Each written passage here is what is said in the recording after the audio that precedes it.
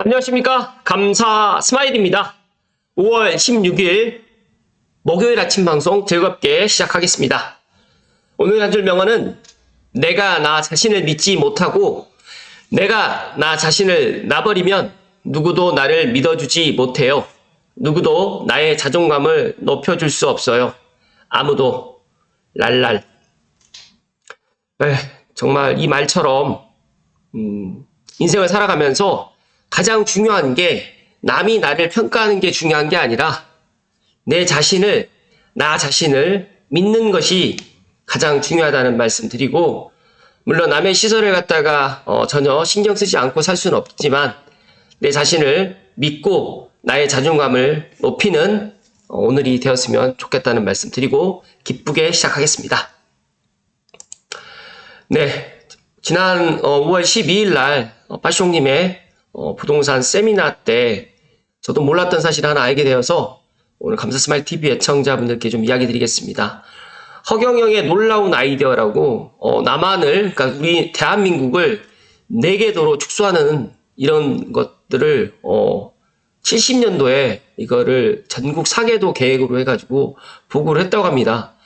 정치 개혁으로 해가지고 동서 지역 감정을 없애기 위해서 이렇게 전라남도, 전라북도, 경상남도, 경상북도를 합치는 게 아니라 전라남도랑 경상남도를 합치고, 그 다음에 경상북도하고 전라북도를 합치고, 충청남도라든지 충청북도, 강원도를 합치면서 여기에서 정말 이 메가시티 서울이 정말 허언이 아닐 수도 있겠다는 생각이 드는 게, 경기도 전체를 서울로 편입하겠다라는 이런 아이디어가 무려 40년 전, 70년대면 40년, 50년 전에 이런 것들을 갖다가 진짜 이야기를 했다고 합니다.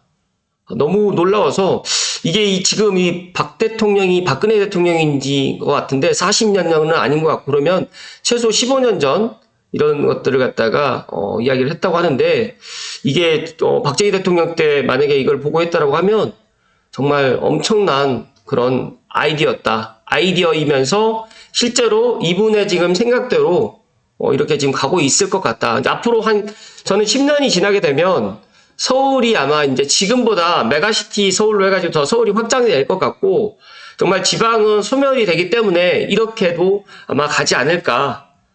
그러니까 전에는 이 지방을 갖다 이렇게 많이 분화하고 이렇게 했었는데, 이제 모든 것들이 서울 중심으로 이렇게 쏠리다 보니까 아마 이렇게 우리나라도 재편되지 않을까. 저는 그렇게 한번 생각을 해보았습니다. 감사스마일 TV를 애청하신 분들도 한번 이거에 대해서 어떻게 생각을 하시는지 각자 한번 생각을 해보시면 좋을 것 같다는 말씀 드리고, 또 제가 지난 5월 14일 날 라이브 방송 때 또 정말 많은 또 좋은 이야기를 해주셨는데, 제가 또 14일 날 또 제 지인분하고 이승민 대표하고 또 DMC에 이렇게 저녁 시간대 한번 가보았는데, 정말 많은 사람들로 인산인해가 되어 있는 것을 보면서 야, 정말 DMC가 일자리가 많긴 많구나. 그래서 지금보다 앞으로 DMC가 더 확장되고, 그 다음에 상암 재창조로 인해가지고 앞으로 정말 서북부에 1등이 되지 않을까. 저는 그렇게 예상을 또 했었고요. 제가 이 부동산을 하면서 이제는 입지에서도 가장 중요하게 생각하는 게 일자리가 확충되는 지역, 그 다음에 교통이 확충되는, 일자리 플러스 교통이 지금 이렇게 증가되는 지역을 갖다 눈여겨봐야 되는데, 여기에서 이제 고양시는 교통망은 확증이 되는데 일자리가 지금 많이 부족합니다. 그래서 그런 관련해가지고 제가 계속적으로 제 감사스마일 TV를 사랑하시는 분들께 이런 이야기를 드릴 테니까, 지금보다 시간이 지나서 더 많은 사람들이 또 보게 되고, 또 고양시 발전을 위해서 또 많은 또 애청자분들이 또 아이디어를 갖다 주시게 되면 제가 그런 것들을 토대로 아침 방송 시간에 이야기 드려볼 수 있도록 하겠습니다.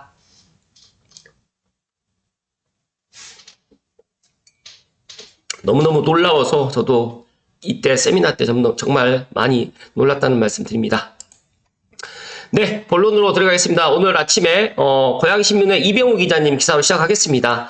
12월 말 개통하는 GTX 대곡역과 킨텍스역, 창릉역은 조금 늦어질 것 같고요. 일단 문제는 접근성. 지금 수서동탄 구간이 이용객이 저조하고 고양 구간도 비슷한 상황이 될 듯하다. 대곡역 환승주차장 건립에 뚜렷한 연계교통 방안이 미흡하다라고 지금 일단 요약을 해주셨는데요. 제가 먼저 결론을 먼저 드리면, 감사 스마일이 오지랖일 수도 있겠지만, 제가 이 대공력을 보면서, 이 대공력 환승이, 정말 문제가 될 것 같다라는 그런 좀 개인적인 생각을 갖습니다. 그래서 지난번에도 한번 이야기 드렸는데, 이 GTX-A 역사가 이쪽에 있고, 그 다음에 경의중앙선이라든지 서해선, 그 다음에 3호선 이렇게 많은 환승을 갖다 할 수 있게 이렇게 만든다고 하는데, 아시겠지만 지금 현재는 세계 3플 역세권인데, GTX-A가 개통하는 올 연말 12월 말쯤이면 이제 말 그대로 쿼트러블, 그리고 이제 대공역의 지금 교회선이 지금 또 의정부에서 능곡까지 있는 또 교회선이 또 개통을 10월 말에 하게 됩니다. 그렇다고 하면 여기에 이제 5개 정거장이 환승을 하게 되는데, 저는 지금도 이 3호선 환승하는 게 에스컬레이터 하나예요. 그리고 이제 이쪽도 경의중앙선이라든지 서해선 환승하는 거는 같은 선로에 같은 플랫폼이 있다 보니까 또 한꺼번에 사람들이 많이 또 몰리고, 그러다 보면 분명히 이런 그 환승 대책을 강구해야 되지 않을까. 일단 뭐 안전사고를 측면에서도 또 이야기 드리는 거지만, 이런 것들에 대해서 조금 이렇게 관심을 좀 덜 갖는 것 같아서, 감사 스마일이라도 제가 이런 것들을 좀 이야기를 하게 되면 누군가는 제 영상을 딱 보시게 될 거고, 그렇다고 하면 또 고양시 또 여러 또 관계 기관에게 이런 이야기를 또 하게 되지 않을까, 또 그런 생각이 듭니다. 그리고 또 제가 또 최근에 또 확인해 본 바에 의하면 이 대공역 쪽으로 해가지고 지금 GTX-A 시행사인 본사가 이쪽으로 지금 들어올 예정이라고 또 하기 때문에 더 관심을 또 많이 갖고 있는데, 중요한 거는 뭐 GTX-A 시행사가 이걸 갖다 하는 게 아니라 고양시에서 이제 이런 환승이라든지 또 예를 들어서 접근성이라든지 그다음에 뭐 대중교통이 또 환승이 용이하게 될 수 있도록 뭐 주차장이라든지 그다음에 버스 노선이라든지 이런 것들을 확충을 해 나가야 되는데, 아직 시간이 뭐 많이 있다라고 생각할 수도 있겠지만 그렇게 많은 시간이 남지 않았고, 또 다음 달에 GTX-A 구성역이 또 개통을 하는데 용인에서는 좀 그런 것들을 좀 발빠르게 지금 이런 것들을 확인하고 있는 것 같습니다. 그래서 고양시에서도 미리 지금 시간 있을 때 이런 것들을 좀 확인하시면 좋을 것 같다는 말씀을 결론으로 먼저 드리겠습니다. 일단은 연계교통 강화 방안 마련이 시급히 요구되고 있는데, 제가 또 하나 또 빠뜨렸는데, 여기가 보시면 이쪽으로 해가지고 중앙로다 보니까 이 접근성 자체가 중앙로로 접근하는 이 노선을 제외하고는 접근할 수 있는 방법이 없어요. 그러다 보니까 저는 이 안쪽에 뭐 대주로라든지 이쪽 지금 아직까지 이쪽 도로로 해가지고 버스 노선을 갖다 갈 수 없기 때문에 뭐 저는 이쪽으로도 버스 노선이라든지 일단 접근을 갖다 할 수 있는 그런 방법을 또 지금부터 좀 강구를 해야 되지 않을까. 안 그렇게 되면 말 그대로 이제 여기서 이야기 드린 것처럼 수서동탄 꼴 난다라고 지금 이야기를 하는데, 저는 수서동탄 구간처럼 이용객이 저조하진 않을 겁니다. 왜냐하면 파주에서 서울역까지 가는 수요는 수서동탄하고 좀 다른 상황이고, 고양시하고 파주시, 특히 또 김포시까지도 같이 가세를 할 건데, 서울로 출퇴근하시는 분들이 동탄에서 서울로 출근하는 사람들보다 더 많기 때문에 제가 생각했을 때는 GTX-A 운정 서울역 구간은 이용객이 더 많을 거라고 생각을 하고, 특히 지금 5개 정거장을 환승하는 이 대공역은 반드시 환승 부분에 있어서 또 연계 교통 방안에 있어서 이런 것들을 갖다가 미리미리 일단 확인을 해야 된다는 말씀을 감사 스마일이 강조해서 이야기 드립니다. 여기 보시게 되면 운정 서울역 구간에는 6개 역 중에 고양시 구간에만 킨텍스역, 대공역, 창릉역이 있습니다. 물론 지금 킨텍스도 아직까지 뭐 이런 것들이 많이 미흡한데, 그래도 저는 이 대공역이 더 큰 문제다는 말씀을 좀 드리고 싶고, 또 창릉역은 운정 서울역 구간의 개통 예정 시기인 12월 말이 되더라도 미준공 상태이기 때문에 이용객이 이용할 수는 없고요. 아마 창릉 3기 신도시 착공이 들어간 올 하반기에 어떻게 되든 창릉역을 갖다가 일단 착공은 언제 할 것이고, 또 여러 가지로 또 개통 일정은 어떻게 될 것인지 아마 빠르면 올 하반기, 늦어도 내년쯤에는 나오지 않을까 생각을 하고 있고요. 제가 SG 레일 관련해가지고 GTX-A 노선 관련해가지고 제가 알고 있는 이야기를 조금 드리면, 정말 지금 수서동탄에 이제 많은 사람들이 이제 관심을 갖고 있는데, 지금 이제 서울 운정 구간은 상대적으로 관심을 덜 갖고 있어요. 그렇다 보면 이제 서울 운정 구간이 지금 기회가 될 수가 있을 것 같고요. 그리고 중요한 팩트 하나를 말씀을 드리면, 지금 모든 역량은 이제 지금 서울 운정 구간으로 지금 쏠려 있고, 지금 계획대로 정말 공사가 잘 진행되고 있어서 올 연말에 지금 개통을 갖다가 할 수 있도록 그렇게 준비를 하고 있다라고 지금 들었습니다. 그리고 추가적으로 아마 이제 시범 운행이라든지 서울운전구간의 그런 시범 운행 계획 같은 경우는 빠르면 한 7월, 8월 정도에 이제 운행 계획이 좀 나오고 시운전을 갖다가 늦어도 9월에서 10월 정도에 시운전을 갖다가 지금 한다라고 이야기를 제가 들었기 때문에 아마 GTX-A 서울 운전구간은 수소농차량으로 좀 다른 모습으로 아마 되지 않을까 또 생각을 하고 있고요.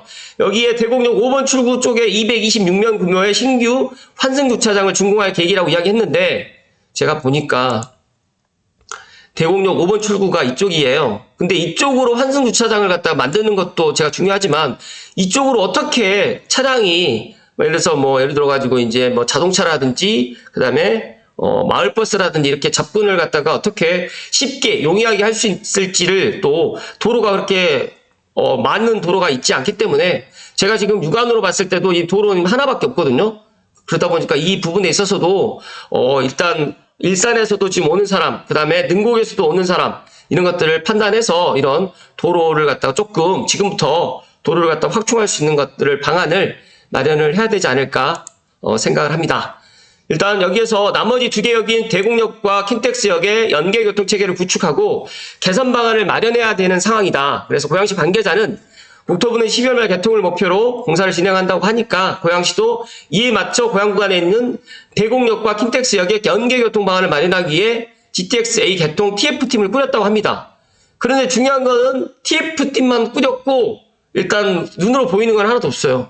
그래서 저희가 오지랖일 수도 있겠지만 좀 걱정이 되고 또 지난달 22일에 첫 회의를 가졌는데 여기 보시게 되면 교통정책과장이 추진단장을 맡았고 버스 정책과 주차교통과 도로정책과 도시개발과 도시계획정책과까지 해가지고 관계자로 이제 많은 사람들이 이제 모여서 TF팀을 갖다가 일단은 개설을 했고 여기에 이제 문제점을 갖다가 확인을 해서 일단은 이야기를 한다라고 합니다. 여기에 개통 TF팀의 설명에 따르게 되면 GTX 대곡역으로의 접근성을 위한 연계교통 체계를 구축하는 방안, 역을 경유하는 버스 노선 확대, 역 주변의 주차장 확보, 또 역 진입로 확충 등으로 보고 있는데 진짜 여기에서 역 진입로 확충이 대곡역이 그렇게까지 역 진입로가 좋은 진입로가 아니다 보니까 제가 생각했을 때 좀 걱정이 되고 이렇다 하는 말씀 좀 드립니다. 여기에서 이제 버스 노선을 신설하거나 기존 버스 노선을 변경해서 GTX 역으로의 접근성을 높이는 방법뿐만 아니라 자가용 이용객을 위해서 역까지 이동한 자가용을 세워둘 충분한 주차 공간을 확보하는 일이 동시에 이루어져야 된다는 설명을 여기서 해주셨는데 정말 이 말처럼 꼭 이렇게 꼭 해주셨으면 좋겠다는 말씀을 다시 한번 이야기를 드립니다. 반면에 킨텍스역 환승주차장 시설은 확정되지 않은 상태다 보니까 대곡역은 3호선과 경의중앙선 환승이 가능하고 킨텍스역은 인천 2호선 연장선이 개통하기 전까지는 환승 철로가 없다 보니까 어떻게 보면 킨텍스가 이런 부분에 있어서 또 대중교통으로 접근하는 부분은 괜찮겠지만 환승주차장은 그러니까 환승주차장은 아직 확정되지 않았기 때문에 이 부분에 있어서도 환승주차장을 갖다 미리 마련할 수 있는 방안을 좀 강구를 해야 되지 않을까 또 생각을 합니다. 여기에서 이제 킨텍스역 주변에 임시주차장 마련을 고려하고 있다라고 지금 이야기를 하고 있는데 정말 개통하기 전에 이런 문제점을 사전에 꼭 발굴해가지고 이런 안전이라든지 또 이런 개통하고 난 뒤에 뭐 연계교통을 갖다가 방안을 강구한다든지 이렇게 안 했으면 좋겠다는 이야기를 오늘 감자스마일이 강조해서 이야기 드립니다.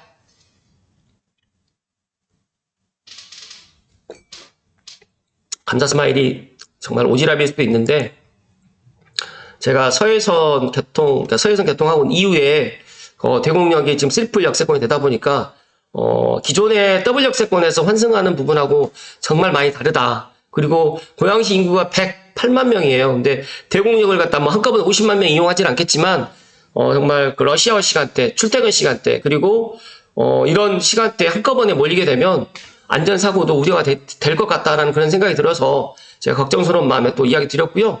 그 다음에 철도신문의 장병국 기자님의 기사 하나 더 살펴드리겠습니다. 능곡 의정부에 있는 교회선이 12월 올해 또 말에 또 재개통을 합니다.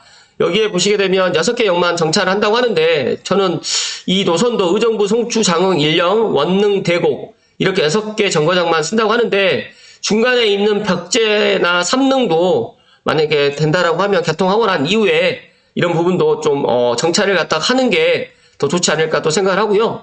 제가 2년 전부터 이제 교회선 이야기도 많이 드렸는데 원활한 재개통을 위해서 철저하게 공정을 관리해가지고 주민들과의 약속을 지키고 또 빈틈없는 현장 관리로 이런 것들을 안전사고 발생하지 않도록 마지막까지 만전을 기해달라고 또 이성의 이사장님께서도 이야기를 해주셨습니다. 여기에서 대곡역에서 지금 3호선, 그 다음에 서해선, 대곡소사선, 경의중앙선까지 지금 3개에다가 GTX-A, 그 다음에 교회선까지 하면 5개 정거장이 이 대곡에 정말 들어갑니다. 그래서 정말 이 대곡역의 그런 앞으로의 미래, 또 대곡역 주변에 이제 그런 가치는 우리가 지금 상상하는 것보다 더 크게 아마 우리 곁으로 다가올 것인데, 정말 GTX-A 개통하기 전에, 교회선 개통하기 전에 안전대책이라든지 또 원활하게 시민들이 환승을 갖다 잘 할 수 있도록 그런 환승교통 체계를 잘 마련해 주실 것을 이야기 드립니다. 여기서 하나 팁을 드리면, 대곡역으로 도보로 다닐 수 있는 아파트가 능곡하고 화정이 있어요. 별빛마을 9단지라든지 10단지, 그리고 이제 여기에 고향 이편한 대리미차라든지 능곡 양우 내안에라든지, 그 다음에 풍림아이원이라든지 이런 아파트들이 있는데, 롯데캐슬 또 엘클라시라든지 이렇게 있는데, 제가 생각했을 때 GTX-A 개통하기 전에 저는 이 능곡이라든지 화정도 정말 지금 투자해도 아니면 실거주해도 나쁘지 않을 것 같다는 말씀을 감사스마일 TV 찐팬분들께 제가 깨알같이 또 이야기 드립니다. 원래는 여기까지 오늘 제가 방송을 갖다가 이야기를 하려고 했는데 14일 날 기사 하나가 나왔어요. 감사스마일 TV 애청을 하시는 분들 뿐만 아니라 고양시에 정말 많은 분들이 반도, M1블럭, 고양 장항 유보라 언제 분양하는지, 정말 그 분양가는 얼마인지, 근데 아직까지 분양가는 아직 나오진 않았는데 일단 다음 달에 분양을 한다라는 소식을 갖다가 마지막으로 좀 이야기 드리겠습니다. 최고 49층 총 1694가구 대단지로 해서 호수공원 조망이라든지 커뮤니티 차별화해서 정말 멋지지 않습니까? 고양 장항 호수부각 투시도로 해가지고 정말 이 장항지구의 랜드마크가 될, 또 일산의 또 랜드마크가 될 M1 주상복합 49층짜리고요. 6개 동이 들어오는데 거의 한 1600세대 엄청나거든요. 그래서 저도 내심 앞으로 이 장항지구에 M1블럭이 또 입주하는 그날 또 장항지구가 또 재평가를 또 받지 않을까 생각을 하고 있고요. 그래서 주택형별 세대수가 이렇게 쭉 나와 있어요. 84부터 해가지고 전용 170까지, 아마 170은 아마 펜트하우스일 것 같은데, 일단 84랑 90% 해가지고 일단 되어 있고, 앞으로 이제 GTX-A 개통, 완전 개통 2028년인데, 여기 반도건설에서 고양 장항유보라 같은 경우에는 지금 보니까 2028년 7월입니다. 그렇기 때문에 만약 입주할 때 이제 삼성역까지 아마 앉아서 이제 킨텍스역을 이용한다고 하면 앉아서 갈 수 있는 그런 또 곳이, 그런 아파트가 되지 않을까 또 생각을 하다 보니까 너무 또 기대가 되고, 과연 여기에 분양가는 얼마일까? 또 제가 제 나름대로 내 피셜을 말씀을 드리면, 저는 최소 8억 중반에서 9억이 되지 않을까 생각을 하는데, 제가 최근에 일산 흰먼빌이라든지 그다음에 장항지구 제일풍경채라든지 이런 것들 분양을 보면서 느낀 건데, 예전에는 옵션이 거의, 그러니까 정말 특별한 걸 제외하고는 옵션을 갖다 이렇게 안 뒀는데, 최근에는 옵션을 갖다 정말 기본적인 것들까지도 다 옵션을 다 넣었더라고요. 그러니까 붙박이 장까지 옵션을 갖다 해가지고 옵션비로 비용을 청구를 하는 것을 보면서, 아마 여기도 분양가는 8억에서 8억 중반이 된다라고 치면, 옵션이라든지 확장비까지 따지게 되면 또 여기가 주상복합이다 보니까 또 건축비가 또 많이 들어가게 되고, 제가 또 49층으로 올라가는 것을 보면서 중앙에 또 피난층도 만들어야 되고, 엘리베이터도 30층 이상이면 이제 한 라인에 이제 필수적으로 한 라인당 한 대가 들어가야 되기 때문에 엘리베이터도 또 많이 넣어야 되다 보니까, 제가 제 나름대로 생각을 해보니까 여기는 8억 중반에서 9억 사이에 아마 분양가가 나오지 않을까. 정말 싸게 나오면 좋겠지만 그렇게 되지 않을까 생각을 하는데, 아마 8억 중반에 9억에 나오더라도 장항유보라는 정말로 뜨거운 경쟁을 갖다가 펼칠 것 같다. 그래서 앞으로 6월에 일산 또 GTX-A 개통하는 또 킨텍스역 그리고 장항 유보라를 많은 사람들이 또 관심을 가질 것이고요. 감사스마일이 또 이런 세부적인 또 일정이라든지 또 분양가라든지 이런 것들 알게 되면 제가 감사스마일 TV 애청자분들께 이야기를 드릴 수 있도록 하겠습니다. 만약에 비싸더라도 저에게 물어보신다고 하시면 저는 장항 유보라 무조건 청약을 해야 된다라는 말씀을 강조해서 이야기 드리고, 여기에서 보시면 이 단지는 호수공원과 한강 조망이 가능한 희소가치가 높은 최상급 입지에 프리미엄 브랜드 상업시설이 더해져가지고 고양 장항지구 대표 랜드마크로 기대를 모으고 있는데, 장항뿐만 아니라 고양시 일산을 또 대표하는 또 랜드마크 아파트가 기존까지는 뭐 킨텍스 원시티라든지 그다음에 요진 와이시티가 일산을 갖다가 대표했다고 하면 아마 이제 반도에서 고양 장항 유보라가 아마 이제 대장이 되지 않을까, 저는 그렇게 예상을 해 봅니다. 아무튼 오늘 감사스마일이 한 3가지 이야기를 드렸는데 오늘 하루도 행복 가득하시고, 오늘 아침에 제가 좋은 거에서 이야기 드렸던 것처럼 내 자신을 꼭 믿으시고 오늘 하루도 행복 가득하시고 건강하십시오. 고맙습니다.